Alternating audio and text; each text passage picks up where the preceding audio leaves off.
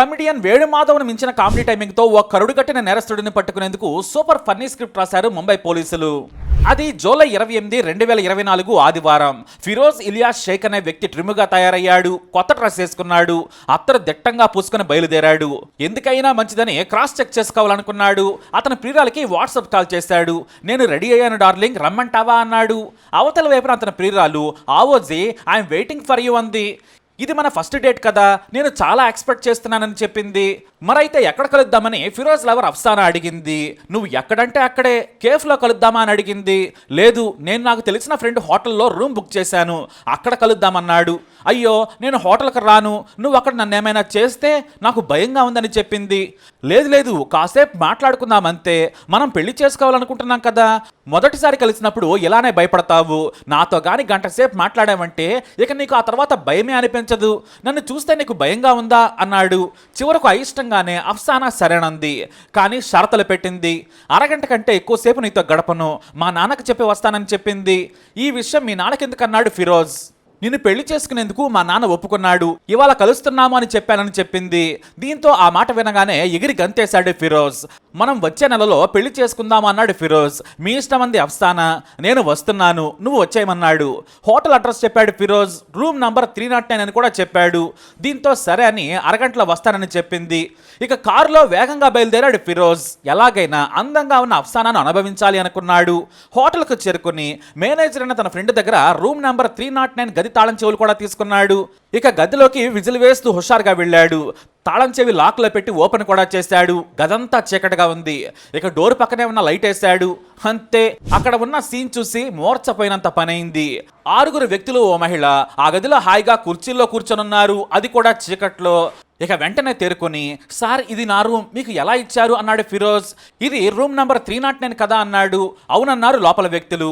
సరేలే సార్ మీరు రండి అన్నారు. ఒక వ్యక్తి వేగంగా వెళ్ళి ఈలోపు డోర్ పెట్టేశాడు. కానీ కంగారుగా ఈలోపే పారిపోయే ప్రయత్నం చేశాడు ఫిరోజ్. డోర్కు అడ్డంగా నిలబడ్డ వ్యక్తి ముంబై క్రైమ్ బ్రాంచ్ ఐడి చూపించేశాడు. నన్ను ఎందుకు ఆపారన్నాడు ఫిరోజ్. వెనుక ఉన్న మహిళా పోలీసు, ఏంటి ఫిరోజ్ భయపడుతున్నావా అని అఫ్సానా గొంతుతో మాట్లాడింది. అంతే, మొత్తం సినిమా మళ్ళీ కనిపించింది. డోర్కు ఎదురుగా ఉన్న పోలీసు లాగిపెట్టి ఒకటిచ్చాడు. అంతే, నేల కరుచుకొని కింద పడ్డాడు ఫిరోజ్. వెంటనే అరెస్ట్ చేసి పోలీస్ స్టేషన్కి తరలించేశారు. ఈ ఫిరోజ్ సకల కళా వల్లభుడు, మామూలుడు కాదు. వయసేమో 48, కానీ పెళ్లిళ్ళు మాత్రం 25. ఈ నీచ్ కమేనే మీద సరిగ్గా 6 నెలల క్రితం ముంబైలోని కళ్యాణ్ ప్రాంతానికి భర్త చనిపోయిన మహిళ పోలీసులకు ఫిర్యాదు చేసింది. తనను పెళ్లి చేసుకున్నాడు, మా దగ్గర నుంచి 8 లక్షల రూపాయలు తీసుకున్నాడు, కారు ఓ ల్యాప్టాప్ తీసుకుంటానని అదే కారులో హనీమూన్కి వెళదామని చెప్పాడు. డబ్బు తీసుకున్న తర్వాత మళ్ళీ కనపడలేదని తనని మోసం చేసిన ఫిరోజ్పై కేసు పెట్టింది. అయితే ఉన్నతాధికారులు ఈ కేసుపై విచారణ చేస్తుండగానే పూణేలోని 4 పోలీస్ స్టేషన్లో ఫిరోజ్పై గతంలో కేసులు నమోదైనట్లు కూడా తేలింది. మరి ఎందుకు పట్టుకోలేదంటే మాత్రం దానికి ఒక కారణం ఉంది. ఎందుకంటే అసలు వీడు ఫోన్ వాడడు, ఎవరో పేరు మీద నకిలీ నంబర్ తీసుకుంటాడు, ఆ తర్వాత దాన్ని తీసేసి గాయబైపోతాడు. అడ్రస్ ఏమో తెలియదు, పోలీసులకేమో చిన్న క్లూ కూడా లేదు. అయితే ఫోటోలు మాత్రం కొన్ని దొరికాయి. దీంతో ముంబై క్రైమ్ బ్రాంచ్ పోలీసులు ఫిరోజ్ అమ్మాయిలను ఎలా ట్రాప్ చేస్తున్నాడో తెలుసుకున్నారు. దీంతో 10 నకిలీ ప్రొఫైల్ క్రియేట్ చేశారు. అలా ఆన్లైన్లో వేట మొదలు పెట్టారు. చివరకు 6 నెలల తర్వాత లైన్లోకి వచ్చాడు ఫిరోజ్. క్రైమ్ బ్రాంచ్లోని ఓ మహిళా అధికారితో చాటింగ్ చేయించి కాలింగ్ చేపించారు. చివరకు ఆమెతోనే రప్పించి రెడ్ హ్యాండెడ్గా పట్టుకున్నారు. అయితే విచారణలో ఆసక్తికర విషయాలు తెలిసాయి. మొత్తం 25 మందిని పెళ్లి చేసుకున్నాడు ఫిరోజ్. రెండవ పెళ్లి అని అనాథరాన్ని చెప్పటం, ఆ తర్వాత శోభనం, ఇక నగల డబ్బుతో ఉడాయించడం ఇతని స్టైల్. ఎక్కువగా పెళ్ళై విడాకులైన వారు, భర్త చనిపోయి వయసులో ఉన్న మహిళలే ఇతని టార్గెట్. వారైతే ఎమోషనల్గా తొందరగా పడిపోతారనేది మనోడి ఆలోచన. అలాగే సులభంగా 25 సార్లు బుట్టలో పడేశాడు కూడా. కానీ ఒకే ప్రాంతంలో పెళ్లి చేసుకోడు ఈ నీచుడు. మధ్యప్రదేశ్, ఉత్తరప్రదేశ్, ఢిల్లీ, దానే సహా చిన్న చిన్న పట్టణాల్లో ఎక్కువగా టార్గెట్ చేసి పెళ్లి చేసుకున్నాడు. అతను పరారీ కావడంతో పరువు కోసం కొందరు కేసు పెట్టలేదు. మరి కొంతమంది ఫోటో తప్ప తమ దగ్గర ఏ ఆధారం లేకపోవడంతో వదిలేశారు. మోసపోయామని ఊరుకున్నారు. ఇక బాగా సంపాదించిన తర్వాత ముంబై వచ్చి సెటిల్ అయ్యాడు. బాగా సంపాదించాడు అంటే ఎంత అనుకుంటున్నారు? అతడు సంపాదించిన ఫిగర్ వింటే మైండ్ పోతుంది. దాదాపుగా 4 కోట్ల రూపాయలను మహిళల నుంచి పెళ్లి పేరుతో దోచుకున్నాడు ఈ ఫిరోజ్. అయితే గతంలో 6 సార్లు జైలుకి కూడా వెళ్ళొచ్చాడు. ఈ కేసుల్లో వెంటనే బెయిల్ మీద వచ్చి మళ్ళీ ఏరియా మార్చేసి లేడీస్ని పట్టే పనిలో పడతాడన్నమాట. మొదట మెల్లిగా ట్రాప్ చేస్తాడు, ఆ తర్వాత గిఫ్ట్లు ఇచ్చి సినిమాలకు తిప్పి, ఆ తర్వాత లాడ్జ్కి తీసుకెళ్లి ఎంజాయ్ చేస్తాడు.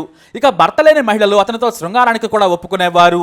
ఎందుకంటే పెళ్లి చేసుకుంటానని నమ్మిస్తాడు కాబట్టి. ఇక యుక్త వయసులో ఉన్న మహిళల వీక్నెస్ మీద దెబ్బ కొట్టి వాడుకునేవాడు. అయితే గుజరాత్ పోలీసులు ఇతని కోసం 2015 నుంచి వెతుకుతున్నారు. 2015లో ఇలానే ఉద్యోగం కోసం వెళ్లిన ఫిరోజ్ ఫేస్బుక్ లో యువతిని ఫ్లాట్ చేశాడు. ఆమె కూడా అప్పటికే విడాకులు తీసుకుని ఉంది.